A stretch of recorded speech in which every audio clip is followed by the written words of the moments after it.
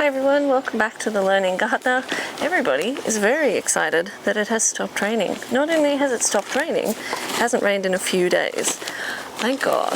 So that means that everybody can be outside because the mud is slightly less soupy and more just regular, which means that it's not going all over the walls and all over the carpet and all over the curtains when people go outside and play. So we're all out here together today and we're going to be doing a few odd jobs and trying to keep Rafa out of them, probably highly unsuccessfully. We are going to be trying the winter sowing method for some seeds, mostly because I get sick of buying seedling trays because they don't last that long, and so I have been saving my vinegar bottles and washing them out, and my mum's been saving the milk bottles that they go through because I don't drink a lot of milk, and we're going to be sowing our seeds in them, and I'm hopeful that for things like the brassicas that will mean that they don't get mold by cabbage moth. Behind the camera is the stand where I keep the seedlings, and not only are they all falling over because I don't think they're as good as I thought they initially were, but so they need some reconstructive work, but they also are full of water, and everything that didn't get too waterlogged and die is on its way to dead, or needed to be planted out ages ago and has kind of started to do its thing in the seedling tray, which is not ideal.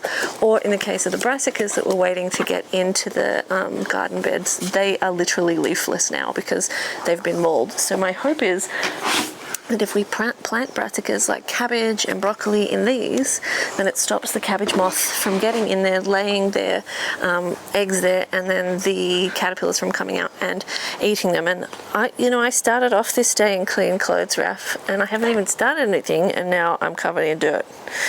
Ah, well, life with dogs. So we've got another job to do as well. Rafa, how about if I give you a snacky? Will that make you leave me alone? Okay, goodbye. So as I was saying, we've got these hanging baskets that I got from the tip ages and ages and ages ago, but I haven't done anything with them. I was going to hang them off the balcony, but I've subsequently decided not to. What I'm going to do with them is I've got a hole. It's a bit hard to tell if you can see because I've got the sun in my eyes and we're just at that kind of difficult time of day light-wise, but I've got a bowl of weeds beside me and I'm going to be planting up weeds. So the first one I'm going to be planting is something really annoying called winter grass, and it's called winter grass because it goes crazy in winter while the rest of your grass is just staying nice and trimmed. So you end up having to mow through winter because this stuff grows really, really quickly and goes to seed really quickly and spreads throughout the garden. And so I have clumps of it all through the garden, and actually now that I have chickens it's kind of perfect because in winter I'll just be able to pull up a clump and kind of be doing weeding and chickening at the same time, and that's kind of what we're doing here. So a friend of mine is coming down with her kids, hi guys, to see the garden and to hang out in a couple of weeks, and they're going to help me build like a chicken obstacle course. And so what I thought I would do is plant these up so they've got maybe like 2 weeks to get rooted in here, and then along the obstacle course we can put these on the frame of the chicken run as a little salad snack bar for the chickens. So I've got a whole bunch of grass, I've got dandelions, I've got whatever weeds I could pull out. Anything that I've managed to pull out with the root, I will plant up in these and hopefully remember to take care of them over the next week or two. And then the other thing I've been doing when I've been weeding is trying to pull them out, obviously with less dirt than the ones I plan to plant, and I've been hanging them upside down by a string in the chicken run because I find they like to peck at it more than they like to pull it off the ground. If I chuck it in and put it on the ground, they're not as interested. I'm sure they would be if I threw in a clump like this with the soil and all. But they tend to eat it more if it's from a peck feeder. So we're gonna, whatever we don't use here is just going to go into the chicken coop to give them some nice fresh greens for today. So I'm going to plant these up really quickly because don't need to be delicate with the weeds, and we just need to get them into the hanging baskets. And because of their shape, they are a little bit painful to keep upright, but at least this is making use of something we already had that we weren't using that was sitting in the garage, and something that I just definitely didn't want, which is the weeds. And we're using it for a good cause, which is happy chickens. So I love a good use what you have task, and it's just going to be a nice cheap way to keep the chickens happy and entertained and make them eat some nice nutritious weeds, and also get me to be more motivated to do weeding, which is one of my least favorite jobs. And with all the rain we've had, the weeds have exploded. Like, you would think it's summertime with how many weeds we've got. It's just out of control. So at least this is making use of something I have but don't want, but the chickens won't mind.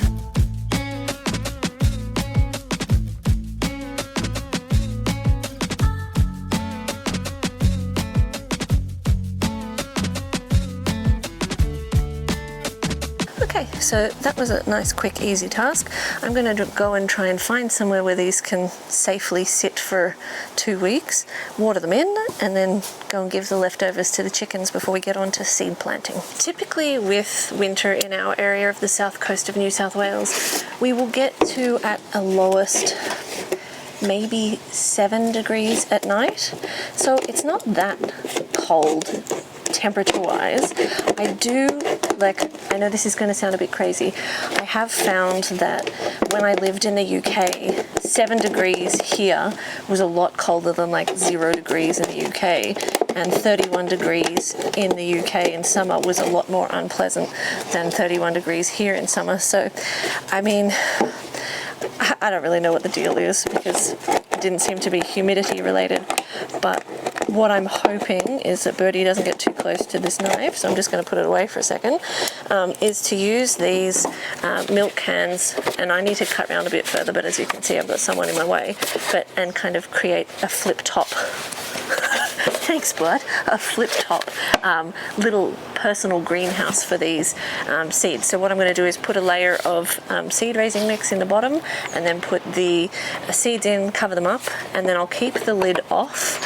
This is why I've been delaying doing this project, because the lid ideally needs to be off, obviously, for ventilation and to capture moisture and things like that. The last couple of weeks it would have caught too much moisture, and then we had, as we often do when there's big rainstorm, then had it followed up by quite a significant amount of wind, and that wind actually blew a lot of the topsoil from South Australia over our way, and you could see it in the air. So it must be pretty disheartening to be in drought in South Australia and now to have lost your topsoil.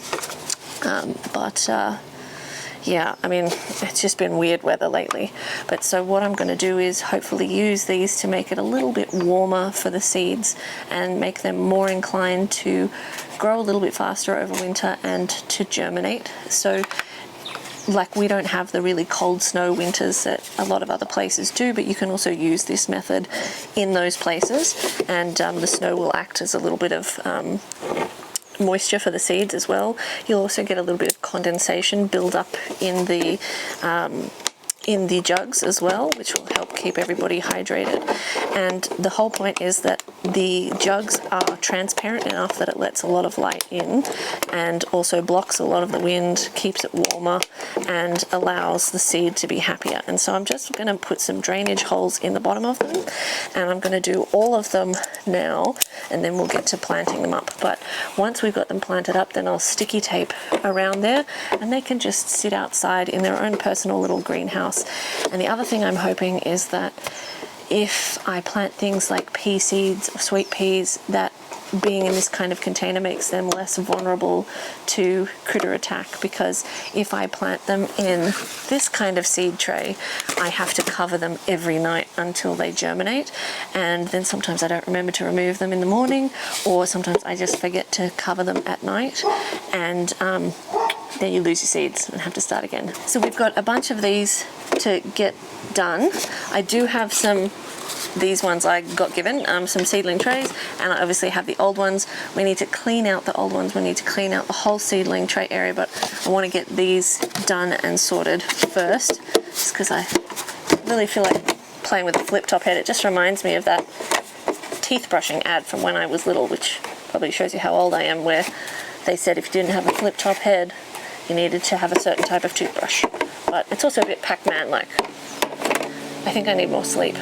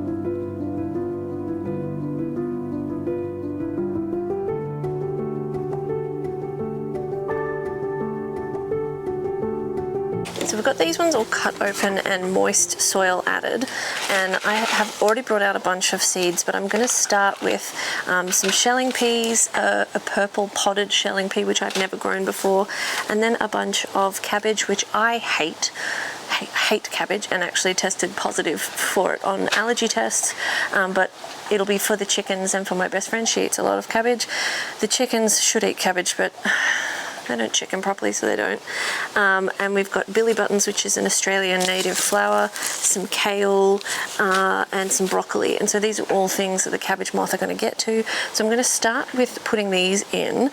I could not for the life of me find the clear packing tape that I have somewhere, so I will dig it out later and find it. In the interim, I'll just seal it with a little bit of masking tape, just so it's not banged over by enthusiastic puppies and sent flying, although I think if they send it flying, it's going to be a bit like playing 10-pin bowling. And I've got the masking tape and a permanent marker to label what type of seed they are on it. And so I'm just going to get sowing and get these in, and then we're going to break for lunch before we carry on with today's jobs. So we're starting with Blue Bantam Dwarf Pea, early maturing large pods, which sounds excellent. I had started a ton of pea seeds already this season, and a lot of them got knocked off, as I said, by critters. A lot of them got drowned by the recent rain, so that was good times. But we are getting some sugar snap peas now, which, oh God, they're so tasty. But the ones I planted around the chicken run basically got drowned. Yeah, so, and everything else got eaten. So we're starting again, and I am kind of hoping that as I do this, the kind of built-in greenhouse factor will speed up the germination and make these grow a little bit faster, and hopefully get us back on track with having some decent cool season crops. I think we've probably lost half the broccoli and the cauliflowers that we planted out at various points to pest pressure, which is fine because I planted a lot of them just to hopefully get some. So far we're looking okay. We've had quite a few bolt, so that's why we're starting some more. Again, maybe we'll get one broccoli. That'd be really nice because homegrown broccoli is really tasty. So we will see.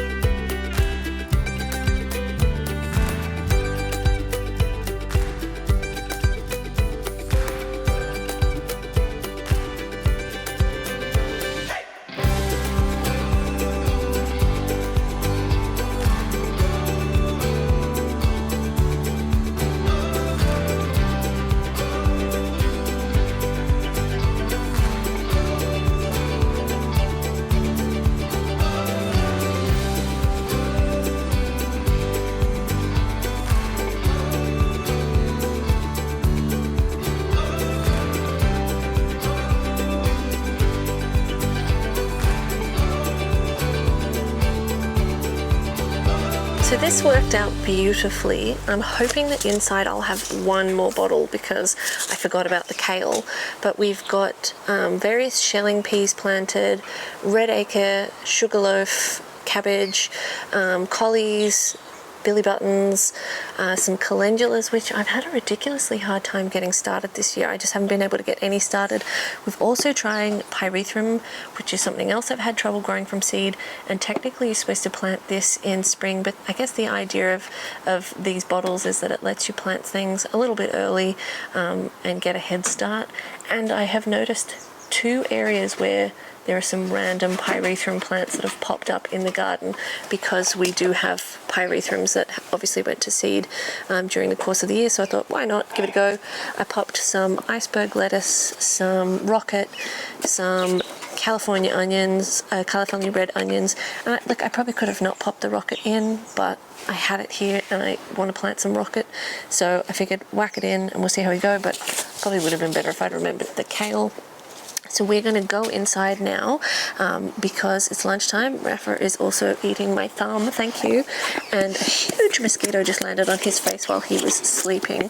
So we need to get this squeaky ball away from the microphone, but also just get the mosquito coils going and work out what we're going to plant in the seedling trays once we finish lunch so we can get this massive sowing job done, but at least everybody's a bit happier to have had some outside time. Maybe a bit too happy, we've been sad inside in the rain. Oh, poor Buffy. This is where I keep my seedlings. I have really enjoyed having these shelves, which I got from Temple & Webster, and they were quite cheap to get, and the reviews online were really good for them. And it just took, because I used to have the seedlings all over the deck all the time and it drove me mad. But you can see they're like, I think this is the only one that's like straight at the moment. All the rest are wonky and everything in here is drowning. So I'm gonna take all the seedlings that I have off. Hopefully some of them are salvageable. And then there's a whole bunch of like seedling trays which basically either have like this one, dead onions, or a bunch of weeds in it, or this is the one I was telling you about before and it's falling apart. This is the broccoli that's basically been stripped by caterpillars. So yeah. So all of those I'm just going to empty into a big box and take them down to the compost bin, and I will recycle that soil. But we've just got to empty out all the water first and get everything settled and sorted.